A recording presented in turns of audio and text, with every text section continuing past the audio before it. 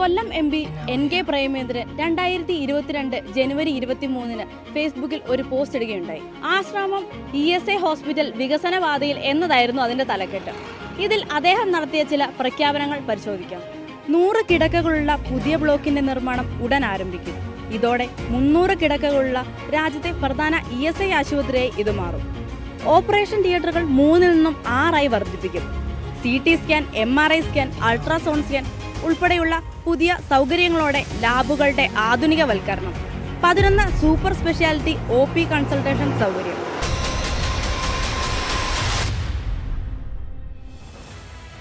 കൊല്ലം നഗരത്തിൽ കായലോരത്തായി കേന്ദ്ര സർക്കാർ നടത്തുന്ന ആശുപത്രിയാണ് ആശ്രാമത്തെ ESI സൂപ്പർ സ്പെഷ്യാലിറ്റി ഹോസ്പിറ്റൽ. കശുവണ്ടി തൊഴിലാളികൾ, വ്യാപാര സ്ഥാപനങ്ങളിലെ ജീവനക്കാർ, മറ്റ് അസംഘടിത മേഖലയിലെ തൊഴിലാളികൾ എന്നിവർക്ക് സൗജന്യമായി വിദഗ്ധ ചികിത്സ ലഭ്യമാക്കാനുള്ള വഴിയാണ് ഈ ആശുപത്രി. രാജ്യമൊട്ടാകെയുള്ള മറ്റ് ESI സൂപ്പർ സ്പെഷ്യാലിറ്റി ആശുപത്രികളിലെ കിടക്കകളുടെ എണ്ണം വർദ്ധിപ്പിച്ചപ്പോഴും ആശ്രാമത്ത് ഇന്നും 200 കിടക്കകൾ മാത്രമാണുള്ളത്. 300 കിടക്കകളാക്കുമെന്ന് NK പ്രേമചന്ദ്രൻ വലിയ പോസ്റ്റർ അടിച്ച് ഫേസ്ബുക്കിലിട്ടതല്ലാതെ ഒന്നും നടന്നിട്ടില്ല. ജില്ലയിൽ ESI കോർപ്പറേഷൻ തുടങ്ങാനിരുന്ന പാരിപ്പള്ളി ESI മെഡിക്കൽ കോളേജ് പണി പൂർത്തിയാക്കിയ ശേഷം ഉപേക്ഷിച്ചപ്പോൾ ഒന്നും ചെയ്യാതിരുന്നയാളാണ് NK പ്രേമചന്ദ്രൻ. രാജ്യത്തെ മറ്റ് ESI കോർപ്പറേഷൻ മെഡിക്കൽ കോളേജുകൾ MPമാരുടെ ഇടപെടലിനെ തുടർന്ന് നിലനിർത്തിയപ്പോൾ മിണ്ടാതിരുന്ന MP.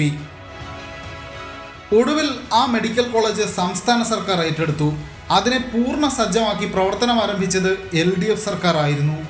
എന്നാൽ ESIC പാരിപ്പള്ളിയിലെ മെഡിക്കൽ കോളേജ് പദ്ധതി ഉപേക്ഷിച്ചില്ലായിരുന്നുവെങ്കിൽ കൊല്ലം ജില്ലയിലെ സാധാരണ തൊഴിലാളികൾക്ക് സൗജന്യ ചികിത്സ കിട്ടാവുന്ന തരത്തിലുള്ളതും വലിയ സൗകര്യങ്ങളുള്ളതുമായ ഒരു മെഡിക്കൽ കോളേജ് അധികമായി ഉണ്ടാകുമായിരുന്നു. പിന്നെ ശേഷിച്ചത് ആശ്രാമത്തെ സൂപ്പർ സ്പെഷ്യാലിറ്റി ആശുപത്രിയാണ്. സൂപ്പർ സ്പെഷ്യാലിറ്റി ഹോസ്പിറ്റൽ എന്ന പേരല്ലാതെ ഈ ആശുപത്രിയിൽ അത്തരം സൗകര്യങ്ങളൊന്നും തന്നെയില്ല. ഒരു സൂപ്പർ സ്പെഷ്യാലിറ്റി ആശുപത്രിയിൽ വേണ്ട അടിസ്ഥാന സൗകര്യം രോഗനിർണയത്തിനുള്ള സംവിധാനങ്ങളാണ്.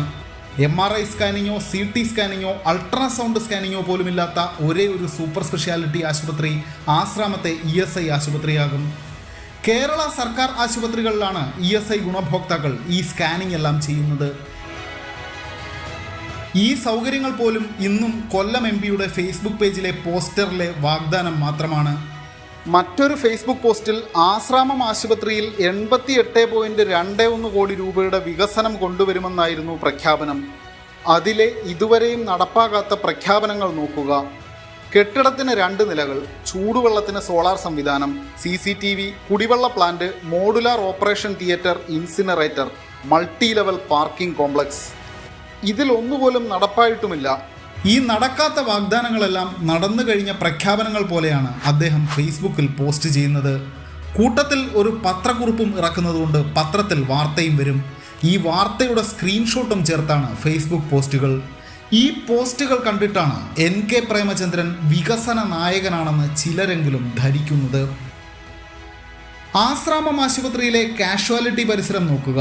തുരുമ്പ് പിടിച്ച ഗേറ്റും മങ്ങിയ പെയിന്റുമുള്ള ഈ അത്യാഹിത വിഭാഗം മേൽപ്പറഞ്ഞ കോടികളുടെ പദ്ധതികൾ ഫേസ്ബുക്ക് വഴി വാഗ്ദാനം ചെയ്യപ്പെട്ട ആശുപത്രിയുടേതാണ്. ഈ ആശുപത്രിയിൽ ആവശ്യത്തിന് ഡോക്ടർമാരില്ലാത്തതിനാൽ കിഴക്കൻ മലയോര പ്രദേശങ്ങളിൽ നിന്ന് പോലും വരുന്ന സാധാരണക്കാർക്ക് പലപ്പോഴും ഇവിടെ വൈകുന്നേരം വരെ നിന്നാലാണ് ഡോക്ടർമാരെ കാണാൻ കഴിയുന്നത്. നിരവധി മാധ്യമങ്ങൾ ഇക്കാര്യം റിപ്പോർട്ട് ചെയ്തിട്ടുണ്ട്. പല വിഭാഗങ്ങളിലും സ്ഥിരം ഡോക്ടർമാരില്ലാത്ത ആശുപത്രിയാണിത്. ഏറ്റവും സാധാരണക്കാരായ തൊഴിലാളികൾക്കും അവരുടെ ആശ്രിതർക്കും വിദഗ്ധ ചികിത്സ ലഭ്യമാക്കുന്നതിനുള്ള ഈ സംവിധാനത്തിൽ ഫലപ്രദമായി ഇടപെടാൻ കഴിയാത്തൊരു MPയെ ഈ കൊല്ലത്തിന് ആവശ്യമുണ്ടോ? തൊഴിലാളി സംഘടനകൾ ഈ വിഷയങ്ങൾ പലതവണ ഉയർത്തിയിട്ടും പരിഹാരം കാണാൻ MPക്ക് കഴിഞ്ഞിട്ടില്ല. പാർലമെന്റിൽ നടത്തിയ ചില പ്രസംഗങ്ങളുടെ വീഡിയോകൾ മാത്രം ഉപയോഗിച്ച് പ്രതിരോധിക്കാൻ കഴിയുന്ന അനാസ്ഥയല്ല ഇത്. സാധാരണക്കാരന്റെ അടിസ്ഥാന ആവശ്യങ്ങൾ നിഷേധിക്കപ്പെട്ടാൽ തൊഴിലാളികളെ കൂട്ടി ഡൽഹിയിൽ പോയി സമരം ചെയ്തിട്ടാണെങ്കിലും അത് നേടിയെടുക്കേണ്ടതുണ്ട്. ചിന്തിക്കേണ്ടത് ഈ നാട്ടിലെ വോട്ടർമാരാണ്.